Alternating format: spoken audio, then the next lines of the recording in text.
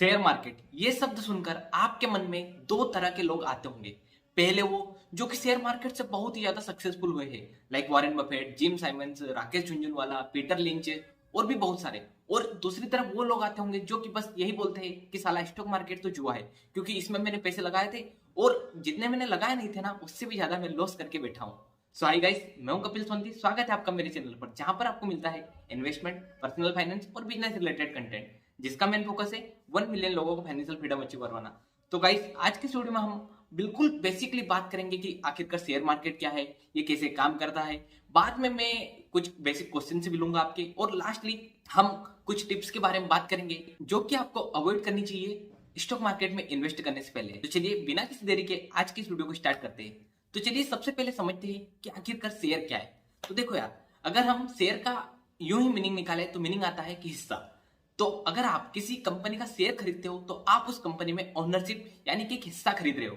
मान लो आपने रिलायंस का एक शेयर 2526 रुपए में खरीदा, तो आप भी अब रिलायंस के एक तरीके से ओनर हो गए हो। पर आपकी जो ओनरशिप है ना, वो 676 करोड़ जो शेयर है ना, उसमें से बस एक शेयर की है। तो अगर रिलायंस डिविडेंड निकालता है या फिर बोनस इशू करता है, तो उसके सारे के सारे बेनिफिट आपके उस एक शेयर पर, आपके उस एक शेयर पर जरूर आपको मिलेंगे। मान लो रिलायंस ने डिविडेंड 10 रुपए का निकाला, तो उस एक शेयर पर आपको 10 रुपए का डिविडेंड मिलेगा।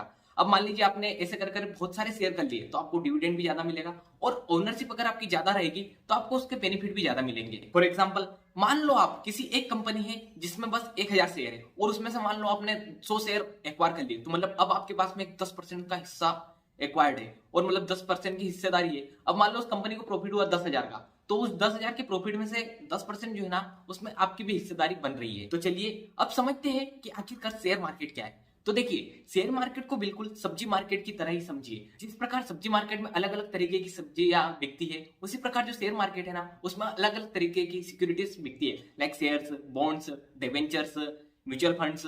ये सभी के सभी जो टर्म्स है ना, इस सारे के सारे शेयर मार्केट में आते हैं। अब आप में से बहुत सारे बोलेंगे कि फिर शेयर्स कहाँ बिकते हैं? तो जो शेयर्स है ना, वो स्टॉक एक्सचेंजेस में बिकते हैं। तो अब आपका क्वेश्चन वही आएगा कि भाई ये भी बता दे कि स्टॉक एक्सचेंज क्या है। तो देखिए, स्टॉक एक्सचेंज को समझने के लिए आप एक किसी दुकानदार का एग्जांपल ले सकते हो। देखो, जिस प्रकार हमें किसी चीज की जरूरत होती है तो हम दुकानदार के पास में जाते हैं, तो उसी प्रकार अगर हमें स्टॉक्स की यानी कि शेयर्स की जरूरत है ना, तो हम स्टॉक एक्सचेंज के पास में जाते हैं और उसको बोलते हैं कि भाई ये मेरे पैसे ले और मेरे को कोई बायर ढूंढ के दे दे जो कि ये शेयर बेच रहा है, ताकि मैं भी खुश वो भी खुश। अब आपके मन में क्वेश्चन आएगा कि ओ, ये तो कितनी अच्छी जगह है शेयर मार्केट, स्टॉक एक्सचेंज, कि यहाँ पर जाओ और कोई सा भी शेयर खरीद लो। तो अब आपके मन में क्वेश्चन आएगा कि भाई ओयो बहुत ही अच्छा काम कर रहा है, तो क्या मैं उसके भी शेयर खरीद सकता हूँ?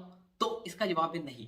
देखो, शेयर मार्केट में आप उन्हीं कंपनियों के शेयर खरीद सकते हो जो कि स्टॉक एक्सचेंजेस में लिस्टेड है। देखो, मेनली दो स्टॉक एक्सचेंजेस है, एक एनएससी और एक बीएससी। तो जो भी कंपनियां इन दोनों स्टॉक एक्सचेंजेस में लिस्टेड है ना, आप उनके शेयर्स खरीद सकते हो। तो जो कंपनियां लिस्टेड है उनके शेयर खरीद सकते हो, और जो कंपनियां लिस्टेड नहीं है, मतलब कि जो अनलिस्टेड कंपनियां है ना, उनके शेयर नहीं खरीद सकते। लाइक आप पेटीएम और जोमेटो के तो शेयर खरीद सकते हो, पर स्विगी, फोन पे, गूगल पे आदि के आप शेयर नहीं खरीद सकते, क्योंकि ये सिंपली है कि ये लिस्टेड नहीं है। अब आप में से क्वेश्चन आएगा कि साला ये शेयर मार्केट आखिरकार है क्यों? इसका होना ना होना कोई काम का है नहीं, क्योंकि इसमें से 90% और मेजोरिटी में तो 95% लोग भी इसमें अपने पैसे लूज करते हैं। तो इससे अच्छा तो इसका होना ना होना एक जैसा ही है। तो देखो यार, शेयर मार्केट बहुत ही ज्यादा एक महत्वपूर्ण भूमिका निभाता है। देखो, किसी कंपनी को अगर पैसे की जरूरत होती है तो पहले क्या करता है? पहले वो फाउंडर खुद अपनी जेब से लगाता है, फिर अगर उसको और ज्यादा चाहिए तो एंजल इन्वेस्ट लगा देते, थोड़े और ज्यादा चाहिए तो बैंक लगा देते।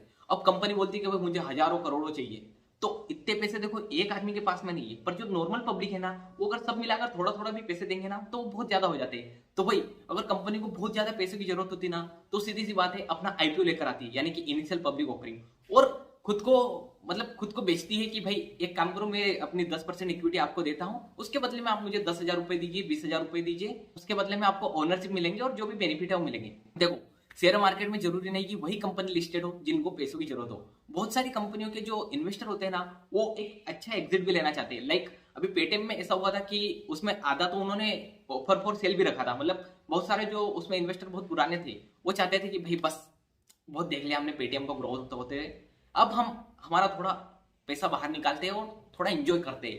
तो मतलब कुछ ऑफर फॉर सेल होता है और कुछ फ्रेश इक्विटी इशू होती है कि कंपनी का कुछ नए प्रोजेक्ट ला रहे हैं, कंपनी कुछ अचीव करना चाहती है, तो उस जगह पर जाने के लिए उसको पैसे चाहिए, तो उसके लिए वो अपना आईपीओ लेकर आती है। अब देखो यार, जो आईपीओ आता है ना, उस समय पर जो कंपनी है ना, वो अपने शेयर्स नॉर्मल पब्लिक को बेचती है, और उसके बाद में ये बस स्टॉक एक्सचेंज में जब शेयर लिस्टेड हो जाते हैं, उसके बाद में जो नॉर्मल पब्लिक है ना, वही दूसरी नॉर्मल पब्लिक को बेचती है। मतलब पहले टाइम पर आप ऐसा समझ लो कि आपने अमेजोन से कोई प्रोडक्ट खरीदा और उसके बाद में बस उसको ओएलएक्स पे बेचते गए बेचते गए बेचते गए। तो देखो, ओएलएक्स पब्लिक टू पब्लिक एक प्लेटफॉर्म है, जबकि जो अमेजोन है वो बायर टू सेलर एक प्लेटफॉर्म है।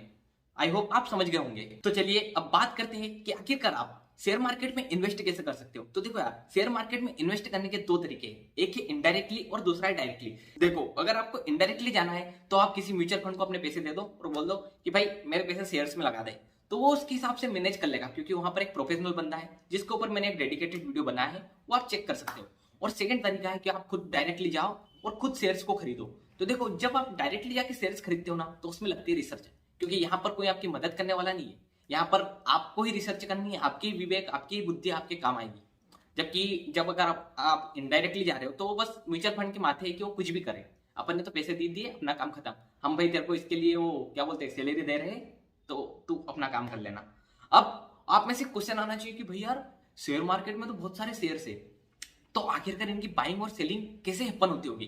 तो मैं आपको एक नॉर्मल एग्जांपल से समझाता हूँ। देखो, जो स्टॉक एक्सचेंज है ना, वो इसके बीच की एक बहुत ही महत्वपूर्ण कड़ी है। लाइक आपको मान लो एक शेयर खरीदना है रिलायंस का, तो जो स्टॉक एक्सचेंज है ना, वो एक बायर को, एक सेलर को ढूंढेगा जो सेम उसी रिलायंस के शेयर को बेच रहा है। अब मान लो आप रिलायंस के शेयर को खरीदना चाहते हो 2500 रुपए में, और वो बायर बेचना चाहता है कि 2510 में, तो फिर अपन दोनों का तो तालमेल नहीं बैठा। फिर देखो, डिमांड और सप्लाई आकर एक टाइम पर ऐसा होगा कि आपको 2500 में शेयर चाहिए और कोई दूसरा बायर 2500 में शेयर बेचने के लिए रेडी होगा, तो उस समय आपका जो ट्रांजेक्शन है ना, वो इनिशिएट हो जाएगा। सो आई होप आप समझ गए होंगे कि आखिरकार शेयर मार्केट में स्टॉक्स कैसे बाय और सेल किए जाते हैं। सो आई थिंक यार, मेरे हिसाब से बेसिक कंसेप्ट तो हो भी गया होगा कि शेयर मार्केट क्या, स्टॉक एक्सचेंज, मतलब देखो, कोई अपने को एग्जाम तो देनी नहीं है, अपने को बस एक बेसिक नॉलेज दिमाग में होना चाहिए कि क्या है, कैसे और कौन कैसे काम करता है। अब मैं थोड़े कुछ कॉमन क्वेश्चन है ना, उनको लेना चाहता हूँ। देखो, सबसे पहला क्वेश्चन ये होता है कि आखिरकार शेयर मार्केट इतना ज्यादा वोलेटाइल क्यों है, मतलब यहाँ पर जो शेयर्स की प्राइस है ना, वो इतनी ज्यादा चेंजेस क्यों होती है। तो देखो यार, जो शेयर्स की प्राइसेस है ना, उसके चेंज होने के पीछे तीन मेन रीजन है। जो पहला है वो है डिमांड एंड सप्लाई। देखो, मान लो किसी कंपनी के बारे में बहुत ही अच्छी न्यूज आई कि ये कंपनी आगे जाकर नेक्स्ट जियो, नेक्स्ट रिलायंस ऐसी बनेगी, तो लोगों के बीच में उसके लिए डिमांड क्रिएट हो जाएगी। तो जैसे देखो, डिमांड और सप्लाई का गेम है। अगर किसी चीज के लिए डिमांड क्रिएट हो जाती है ना, मतलब बहुत ज्यादा डिमांड करते हैं लोग। चलो मैं आपको एक एग्जांपल से समझाता हूँ। मान लो आप गए मनाली, ठीक है, वहां पर पानी तो बहुत है, पर मान लो आपको मैगी खानी है, तो मैगी उधर बहुत ही कम मिलती है। तो यूं नॉर्मली अपने को 15 रुपए की मैगी मिलती है, पर अगर आप मनाली वगैरह पे जाओगे तो वही मैगी आपको 15 रुपए से ज्यादा महंगी मिलेगी, क्योंकि वहां पर डिमांड बहुत है, पर जो मैगी की सप्लाई है ना, वो बहुत ही कम है। और वहीं मान लो आप राजस्थान में गए और वहां पर पानी की समस्या है, तो आपको पता है कि वहां पे पानी थोड़ा महंगा मिलेगा इसे। और एक होता है कि सप्लाई।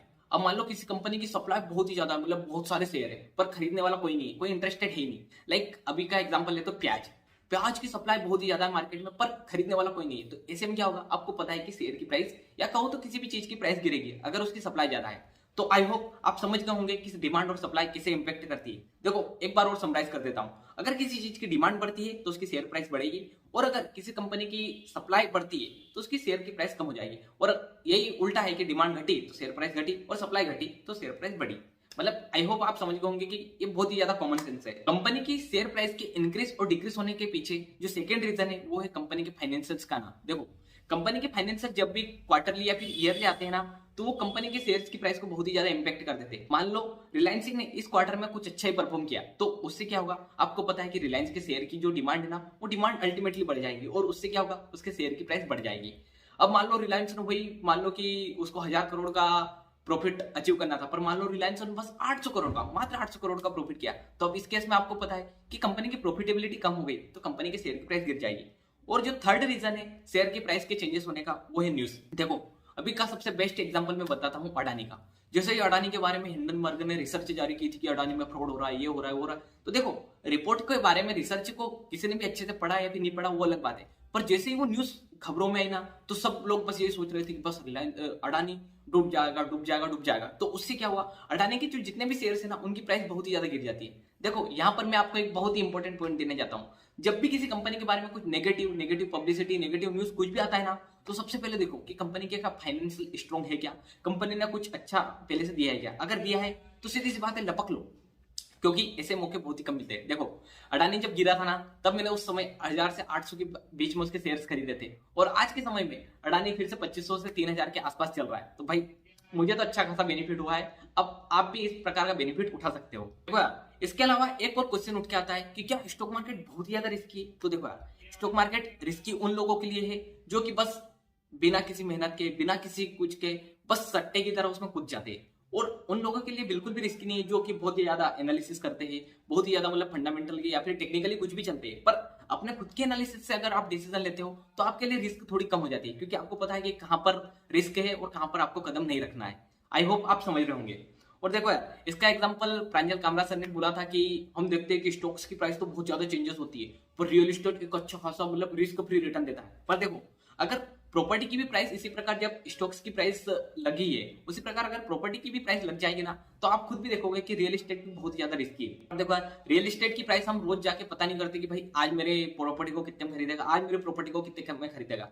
पर हम स्टॉक्स की प्राइस को रोज चेंजेस होते हुए देखते हैं ना, तो हमको लगता है कि साला ये बहुत ही ज्यादा रिस्की है, यहाँ पर कुछ ना कुछ चल रहा है। पर ऐसा कुछ भी नहीं है। अगर आप लॉन्ग टर्म तक किसी भी चीज में बने रहोगे तो वहां पर जो रिस्क का जो पायदान है ना, वो धीरे धीरे कम होता जाता है। और अब एक बहुत ही ज्यादा मोस्ट कॉमन क्वेश्चन आता है लोगों का कि मेरे पास भाई कॉमर्शियल नॉलेज नहीं है, पर फिर भी क्या मैं स्टॉक मार्केट, शेयर मार्केट आदि में इन्वेस्ट कर सकता हूँ? तो देखो यार, कॉमर्शियल नॉलेज बस आपको स्टार्टिंग में थोड़ी सी एज देता है कि आप बैलेंस शीट पढ़ सकते हो, आप पेंडल समझ सकते हो, आपको कुछ जो कंसेप्ट कठिन होते हैं ना वो समझ सकते हो। सेम उसी प्रकार जैसे कि आप फिजिक्स पढ़ रहे हो, तो मेरे को कंसेप्ट फिजिक्स के नहीं पते, पर आपको सारे के सारे पता है। और अगर मान लो मैं मैथ्स लेके आपकी फील्ड में घुसता हूं तो मेरे को थोड़ा टाइम लगेगा, पर ऐसा नहीं कि आप बैलेंस शीट, पेंडल ये पढ़ना नहीं सीखोगे। ये अगर आप थोड़ा बहुत भी मतलब कि थोड़ा सा मतलब कि जितना आपने फिजिक्स में एफर्ट डाला है उससे इतना सा भी एफर्ट डालोगे ना, तो आप आराम से सारी की सारी चीजें सीख जाओगे। और देखो, आगे मैं इन्हीं चीजों के बारे में वीडियो लाऊंगा कि आप पेंडल कैसे पढ़ सकते हो, बैलेंस शीट कैसे पढ़ सकते हो, कैश फ्लो को कैसे एनालिसिस करवा सकते हो। तो आप उसके लिए भी चैनल को सब्सक्राइब कर सकते हो। और देखो यार, कॉमर्शियल नॉलेज नहीं है ना, फिर भी देखो यार, पीटर लिंच और जो भी बड़े बड़े इन्वेस्टर है ना, उनके पास में भी कोई कॉमर्शियल नॉलेज नहीं था, पर फिर भी वो बहुत ही ज्यादा सक्सेसफुल है, क्योंकि उनका मानना है कि हम किसी बिजनेस में इन्वेस्ट कर रहे हैं, तो बिजनेस में इन्वेस्ट करने के लिए हमारे पास बिजनेस माइंड होना चाहिए, कोई कॉमर्स का माइंड नहीं होना चाहिए। मैं तो सिंपली यही मानता हूँ। अब आप में से क्वेश्चन हो सकता है कि क्या स्टॉक मार्केट में कोई रेगुलेटरी बॉडी है कि नहीं है, कि मतलब ये कोई रेगुलर कर रहा है कि नहीं कर रहा है? तो देखो यार, जो सेबी है ना, मतलब security and exchange board of India, वो पूरा का पूरा जो स्टॉक मार्केट, शेयर मार्केट है ना, उसको रेगुलर करती है। लाइक जब हर्षद मेहता का भी स्कैम हुआ था ना, तब सेबी उसी समय पर बनाया गया था, और तब से मतलब कि अगर कुछ भी फ्रॉड होता है ना, तो उसको डिटेक्ट करने की कोशिश करते हैं। और देखो यार, आज इंटरनेट के युग में मतलब जो जितनी भी बड़ी कंपनियां है ना, उनमें तो फ्रॉड होना बहुत ही मुश्किल है, पर जो छोटी कंपनियां है वो कैसे ना कैसे करके फाइनेंशियल्स में कुछ ना कुछ इफेक्ट दे देती है। तो अगर आप बिगिनर्स हो तो सबसे पहले बड़ी कंपनियों में इन्वेस्ट करें। अब एक और क्वेश्चन है कि साला मैंने किसी एक कंपनी के साथ में डीमैट अकाउंट खुलवाया और मान लो फ्रॉड निकला, मतलब साला वो भाग गया, तो क्या होगा? तो देखो यार, उस समय पर जो आपने शेयर्स में इन्वेस्ट कर दिया ना, उनके साथ में तो कुछ भी इंपैक्ट नहीं होगा, क्योंकि जो आपके शेयर्स है ना, वो तो एक किसी दूसरी बॉडी जो सीडीएसएल है ना, उसके पास में रिकॉर्ड होते हैं। मतलब ये समझ लीजिए कि आप आपकी जो बैंक भी भाग गई, पर आपके पैसे आरबीआई के पास में सेफ है, उसी प्रकार का है। पर अगर आपके जो वो वॉलेट होता है उसमें अगर कुछ बैलेंस बचा है, तो वो बैलेंस भाई वो लेके भाग जाएगा। तो इसलिए मैं मानता हूं कि अगर आपको कोई भी शेयर्स या फिर कुछ भी खरीदना है, तो उसी समय पर ऐड करो पैसा और खरीद लो और खत्म करो। कभी भी अपने जो डीमेट अकाउंट है ना, उसमें ज्यादा पैसा रखो ही मत, क्योंकि जो मार्जिन और लेवरेज आदि चीजों के कारण कोई ना कोई स्टॉक ब्रोकर बर्बाद हो जाता है। पर इंडिया में ऐसे केसेस मैंने अभी तक नहीं देखे। और हाँ यार, मैं आपको एक चीज बताना भूल गया कि अगर आपको डायरेक्टली स्टॉक मार्केट में इन्वेस्ट करना है तो उसके लिए डीमेट अकाउंट लगता है। तो अगर आप डीमेट अकाउंट फ्री में खुलवाना चाहते हो तो अब स्टॉक्स की लिंक नीचे एंजल वन की भी लिंक दे दूंगा। तो देखो यार, अब आप में से बहुत सारे बोलेंगे कि भाई हम क्यों खुलवाए, तो अगर आप मेरी लिंक से खुलवाओगे तो हल्का सा बेनिफिट होगा। इसके अलावा मैं कुको एफएम की भी लिंक देता हूं, अगर आप मतलब खुद का नॉलेज सही में ही बढ़ाना चाहते हो तो आप उसकी भी लिंक पर क्लिक करके खाता खुलवा सकते हो। अब देखो यार, वहां पर आपको ईयरली जो प्लान है वो यूं 400 का है, पर अगर आप मेरी लिंक से जाओगे तो आपको वो 200 रुपए में ही पड़ेगा। और देखो, मेरा बेनिफिट बता देता हूँ, मेरे को उसमें अगर आपने एक ने भी किसी ने परचेस किया तो उससे मेरे को 100 रुपए मिलेंगे। तो गाइस, आई होप आप छोटे मोटे जो भी कंसेप्ट है वो सारे के सारे समझ गए होंगे। अब देखो यार, कुछ टिप्स है जो कि मैं जो भी बिगिनर से इन्वेस्टर होते हैं ना, उनको बताना ही चाहता हूँ। तो देखो यार, जो सबसे पहली टिप है ना, वो ये है कि अगर आपको स्टॉक मार्केट स्टार्ट में समझ में नहीं आता है ना, तो अपने पैसे बिना किसी रिसर्च के कभी भी लगाने की कोशिश मत करो। इससे अच्छा क्या है ना कि आप आपके पैसे जो है ना इंडेक्स फंड या कहो तो किसी म्यूचुअल फंड वाले को दे दो कि भाई अपने को समझ में नहीं आ रहा है, अपने पास टाइम भी नहीं है, तो इससे अच्छा है म्यूचुअल फंड और इंडेक्स फंड वाले देख लेंगे, अपना काम नहीं है। अब कभी भी अगर आपको कोई टिप देता है कि भाई आज बैंक निफ्टी में इतने पे इन्वेस्ट कर, इतने पी पे लग और इतने पी पे बाहर निकल, तो भाई आप सबसे बड़े गधे हो, मतलब लिटरली आप सबसे बड़े गधे हो, क्योंकि उसने उसका एनालिसिस किया है और आपको उसके पीछे का कुछ भी नहीं पता है कि वो कैसे क्या कर रहा है और कैसे काम कर रहा है। तो मेरे हिसाब से तो आपको बिल्कुल भी ऐसा नहीं करना चाहिए। देखो, मेरे जो बहुत सारे फ्रेंड भी है ना जो सीए फेटर्निटी में है, वो भी ऐसा ही करते हैं कि कोई ने टिप दे दी कि भाई इस कंपनी में इस टाइम पे एंट्री कर ले और इस टाइम पे एग्जिट कर ले, तो वो एंट्री ले लेते हैं। पर देखो यार, अपना तो मानना क्लियर है, अपने को समझ में कुछ चीज नहीं आती है तो अपना को तो उसमें इन्वेस्ट करना ही नहीं है। बहुत सारे बोलेंगे कि भाई एफ एंड ओ तो इतना मतलब कॉमर्स का नॉलेज होते हुए समझ में नहीं आता, तो भाई देखो मुझे समझ में आता है पर मुझे इन्वेस्ट करना ही नहीं है। स्टार्ट में जब भी आप इन्वेस्ट करो तो आपकी जो एक एज है ना उसके ऊपर इन्वेस्ट करो। मान लो आप डॉक्टर हो तो आप अधिकतर जो फार्मास्यूटिकल कंपनियां है ना उनको रिसर्च के रूप में इंक्लूड करो। ऐसा नहीं कि आप फार्मा के स्ट्रॉन्ग हो और आप टेक कंपनियों के पीछे भाग रहे हो, तो ये बहुत ही ज्यादा गलत होता है। इसके अलावा जो बहुत सारे हॉट स्टॉक्स होते हैं ना, लाइक कभी कभी कोई कंपनियों के बारे में बहुत ही ज्यादा हॉट बात होती है, लाइक आप उसके बारे में टेलीग्राम पे देखोगे, इंस्टाग्राम पे देखोगे, यूट्यूब पे एड चलते हुए देखोगे कि इस कंपनी को टाटा एक्वायर कर रहा है, ये कर रहा है। तो देखो उसके पहले आप खुद की रिसर्च करो और जितने भी हॉट स्टॉक है ना मैं तो बोलता हूँ उनको भाड़ में जाने दो। ये बोलो ब्लूटिक नो रिप्लाई, अपने को उनको उनसे मतलब ही नहीं रखना है, मतलब सीधी सी बात। क्योंकि अगर आप हॉट स्टॉक्स के जंजाल में फंस गए और आपको एक बार का प्रॉफिट हो गया ना तो आप सोचोगे भाई अपनी जो भगवान है, सारी जानकारी तो अपने को मिल ही रही है इंटरनेट से। तो भाई कोई तुम्हारे पास अगर जानकारी पहुंचा रहा है तो उसको पता है कि तुम्हारे जैसे गधे उसको खरीदेंगे भी सही। इसके अलावा जो पेनी स्टॉक्स होते हैं ना, जो 2 रुपए, 1 रुपए, 8 रुपए, 5 पैसे ऐसे में मिलते हैं ना, उनसे भी दूर रहो। क्योंकि बहुत सारे लोग बोलेंगे कि भाई अगर 5 रुपए लगाओगे और आगे जाके 500 रुपए हो जाएंगे तो भाई तेरे को तो 100 गुना का रिटर्न मिल गया। और बहुत सारे एग्जाम्पल देते हैं, लाइक राकेश झुंझुनवाला ने 3 रुपए में टाइटन में इन्वेस्ट किया था, आज टाइटन की 2400-2500 रुपए की चल रही है, शायद 3000 है, तुम लोग उनको 1000 गुना का रिटर्न मिला। तो भाई टाइटन के शेयर की प्राइस कभी भी 3 रुपए नहीं आई थी, 3 रुपए क्या 30 रुपए से कम नहीं आई थी। क्योंकि जब 30 रुपए थी ना उसके बाद में वो शेयर स्प्लिट हो गया था, तब जो 30 रुपए का शेयर थे उसके 10 टुकड़े हो गए। तो अब जो चार्ट दिखाता है ना, तो चार्ट दिखाता है कि हाँ 3 रुपए का था, पर दरअसल वो कभी भी 3 रुपए का शेयर नहीं था। इसके अलावा अगर आप नए हो ना तो ये मान कर आओ कि आपको स्टॉक मार्केट में शुरुआत में लॉस हो सकता है, और बिल्कुल तैयार होकर आओ कि हो सकता है कि आपके 100% कैपिटल भी एक बार की लॉस हो जाए। तो इसके लिए आप एक तरीका कर सकते हो कि जो भी आपका पोर्टफोलियो है ना उसको डाइवर्सिफाई रखो। मतलब ऐसा नहीं कि किसी एक ही कंपनी, एक ही सेक्टर या फिर किसी एक ही इंडस्ट्री में अपने सारे के सारे पैसे लगाओ। इससे अच्छा है कि आप थोड़ा थोड़ा थोड़ा थोड़ा पैसा सभी जगह पे लगाओ। क्योंकि अगर आप एक ही जगह पर सारे के सारे पैसे लगा दोगे तो हो सकता है कि आपको वो बहुत ही ज्यादा नुकसान में डाल दे। तो गाइस कंक्लूजन में यही बताऊंगा कि शेयर मार्केट की जितनी हवा बनाई है ना लोगों ने, कि ये बहुत ही खतरनाक है। क्योंकि इसमें बहुत सारे तो जो जार्गन है ना वो ऐसे यूज करते हैं, इसका जीपी मार्जिन क्या है, इसका ये क्या है, वो क्या है। तो आपको लगता है कि साला क्या है यार, मतलब बहुत ही ज्यादा कठिन होगा। पर लिटरली अगर देखा जाए ना तो स्टॉक मार्केट कुछ भी कठिन नहीं है। अगर आपको कंपनी का बिजनेस समझ में आता है तो आप कुछ बहुत कुछ समझ लेंगे। तो आपको लगता है कि ओयो बहुत ही अच्छा बिजनेस करता है, तो सिंपली बात है कि आपको लग गया कि इसके बिजनेस आइडिया में दम है तो मैं इस कंपनी पे बेट खेल सकता हूँ। अब सीधी सी बात है, आपको क्या देखना रहेगा, आपको बस यही देखना है कि कंपनी क्या कुछ ज्यादा ओवर वैल्यूड तो नहीं है। मतलब आपको लग रहा है कि ओयो की शेयर की कीमत, एक शेयर की कीमत 1000 रुपए होनी चाहिए, पर मान लो ओयो का शेयर दिखा रहा है कि 2000, तो ऐसे में तो आप बेवकूफ हो ही नहीं कि आप उसको ज्यादा पैसे देके खरीदो। तो बस स्टॉक में हम आगे यही देखेंगे कि आपको कैसे वैल्यू करना है किसी कंपनी को। और देखो कोई भी कंपनी जो वैल्यू होती है ना वो उसकी प्रॉफिटेबिलिटी और बैलेंस शीट के बिहाफ पर ही होती है, जिनके बारे में हम आगे डिटेल्ड में बात करेंगे। तो गाइस ये वीडियो यहीं पर एंड होता है। अगर आपको वीडियो पसंद आया तो वीडियो को लाइक करना, चैनल को सब्सक्राइब करना, और साथ ही आप कमेंट कर सकते हो कि नेक्स्ट वीडियो किस टॉपिक पर बनाऊं। और इसके आगे आप वीडियो आने वाला है इन्वेस्टिंग और ट्रेडिंग कौन बेस्ट है उसके ऊपर।